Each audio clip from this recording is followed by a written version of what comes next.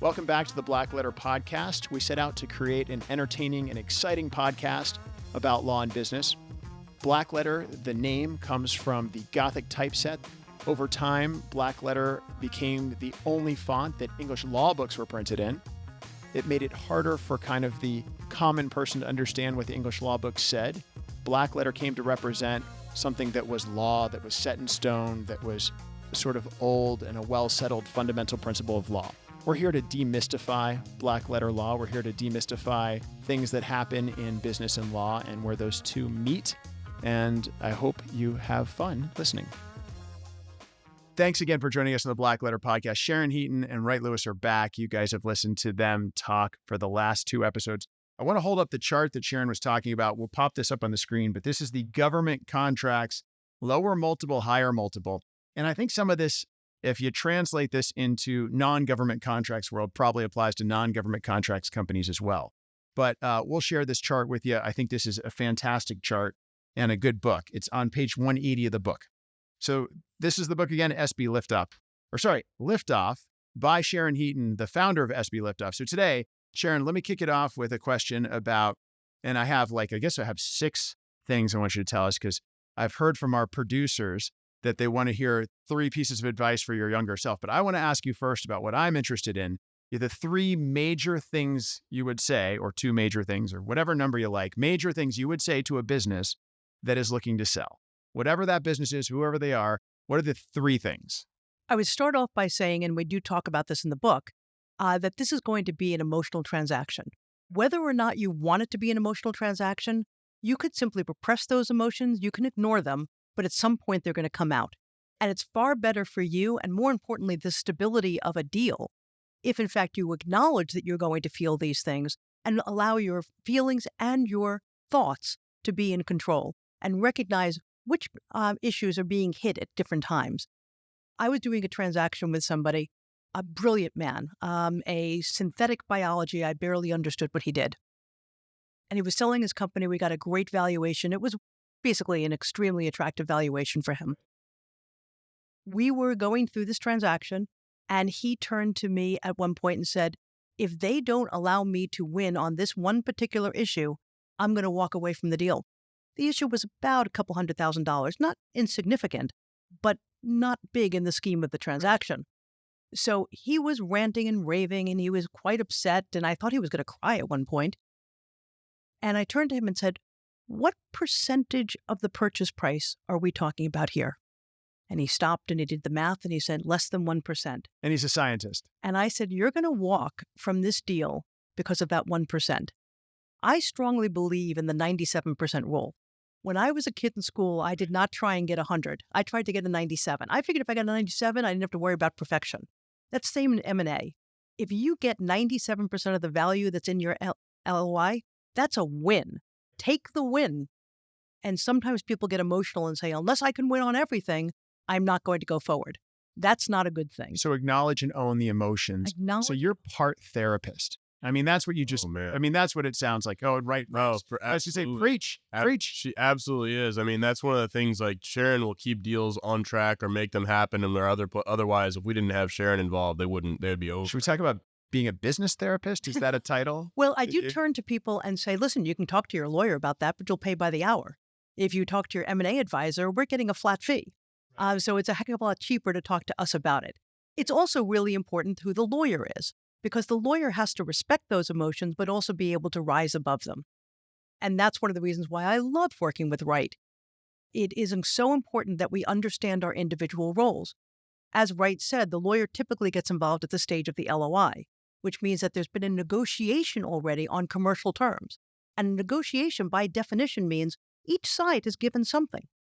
I've definitely worked with lawyers where they look at the letter of intent and say, well, you got issues A, B, and C, but you gave up on D and E, and that's crazy. You shouldn't be giving up on issues D and E. And the answer is, who the hell can you? I mean, there was a negotiation. It's frustrating to deal with those lawyers in all contexts. I will tell you, in every context. Lawyers are designed, some lawyers, and I'm trained as well, to find risk and to eliminate it. That's what lawyers do. In business, you have to find risk and manage it. And that's a different orientation. Understanding business, finding business lawyers who understand both the emotions and the mitigation of risk as opposed to the elimination make those business lawyers so valuable. I love that. So is that two things? Find a really good business lawyer? Is that, so what's number two? So Number two would be- acknowledge, I'll go with that. It's Okay. really find a really good team. find a good That team. M&A is not a solo transaction. Business owners who think that they can sell their company themselves almost always mess up. I had a woman who was brilliant, absolutely brilliant, but was pretty much done working on her company. She decided that she was not going to hire an M&A advisor and would only hire a lawyer to paper the deal at the end. So she picked up the phone. Love that. Paper the deal. I've heard that hurts my soul. Scrivener. Yeah. The Scrivener. Oh, She picked up the phone. She called her 3 largest competitors and said, I'm looking to sell my company. Do you want to buy it? And all 3 of them ended up giving her offers for pennies on the dollar. And then meanwhile, tried to hire as many of her employees Yeah. as they possibly could. oh my They God. then talked to No customers. NDA, no non-competes, no, NDA, she just called them. confidentiality. Holy Confidentiality heck. is incredibly important. So find a really good Big team. oopsie. Find an M&A advisor who knows what they're doing in your industry. Find an M&A attorney. Don't work with your brother-in-law who did your trust and estate. Find somebody who knows M&A and has done work in your industry. So I say preach again. Preach again. Preach. And I then love find an accountant. You will need an accountant. The accountant is a little bit of the younger brother on the team, but the lawyer and the M&A advisor, I think, are really quite important in getting a successful deal done. I can't tell you how many times I've had even a simple trademark case against somebody's friend who's a lawyer, who's a divorce lawyer, and it's painful. I mean, having a great M&A advisor makes our job a lot easier. And frankly, when we're representing a seller or a buyer, either side actually, and they are unrepresented or underrepresented, it is a disaster. And a lot of those deals just don't get done because you have an attorney on the other side who will not be educated by you and will not listen to you. And sometimes having an unrepresented seller or an unrepresented buyer is better because they at least understand they don't know things and you're actually telling them things. And I'll say, I don't represent you, but here is how this generally goes. And, and they can then go and do their own research and, prove that what I said is correct. Yeah. Whereas another attorney will just throw the brakes on deals, especially, I've done deals with, she's talking about trust and estates, but I've done deals with, family lawyers and it's just like, I'm not going to practice family law.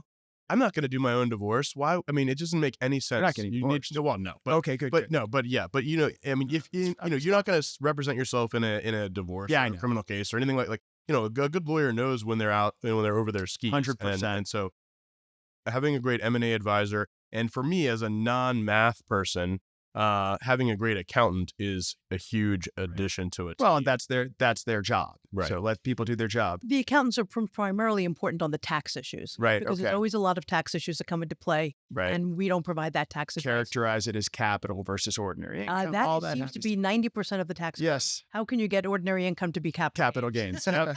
With no basis. Oh, with no basis. Yes, Yeah. With basis. Better yet to have basis. No, you want basis, but that's always the problem. Yes. They have no basis. Anyway, so third thing. So right now we've got own the fact that there'll be emotions and acknowledge them and deal with them in the transaction. Find a good team. And what's piece of advice number 3? Piece of advice number 3 is be patient. Very often people will be very hesitant to sell their companies and think about it for years. And then upon making the decision, want the transaction to occur in the next 6 weeks. That is not a good idea. We could probably close a transaction in 6 weeks, but it's not going to be at a value that makes any sense for you.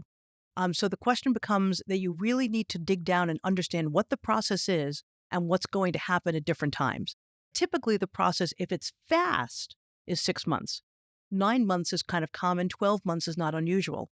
So as Wright said before, this is a process. I want to go back to the emotions just for a moment, which is think about not only your emotions, think about the other side's emotions. One of the keys of the book is to talk about the importance of empathy. And empathy is not just empathy for yourself, it's empathy for the other side. These transactions need to be win-win transactions. It needs to be good for the buyer, it needs to be good for the seller, but it also needs to be good for the employees and the customers of that company. There's a whole ecosystem surrounding it. And what's going to happen is the buyer and the seller are going to negotiate. The power of empathy in a negotiation cannot be overstated. Empathy is a superpower because it allows you to really put yourself in the other party's shoes to figure out what's important to them. And then you can figure out what's important to you and how to merge those two. So that empathy is a really critical element for the emotions, not just about your own, but the other person as well. So the empathy piece ties into both the own your emotions and it ties into having patience. Completely right? agree. So empathy underlies everything. It's very important, as Wright said before, that if you are the seller, you're probably doing two jobs. The first and most important job is run your company. Run your company. Do not allow it to start dying on the vine during the process. And then, of course, there's going to be the transaction.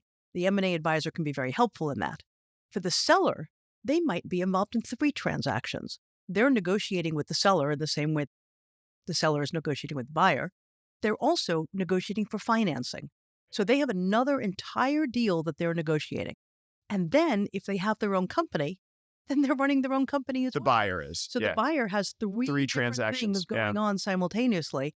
And the buyer needs to be sensitive to the seller, and the seller needs to be sensitive to the buyer. And the buyer's taking on probably personal guarantees of these loans. This is the biggest transaction they're ever going to engage in their life, especially if it's an individual searcher or something like that. So there's a lot of stress on all sides. And I mean, that's a great point about empathy being a superpower. Having worked both sides of deals, both buyer's counsel and seller's counsel, you can counsel your client on, yes, we can push this, but here's what the other side is going. Here's what the other lawyer is going to say to their client, and here is how they're going to look at this.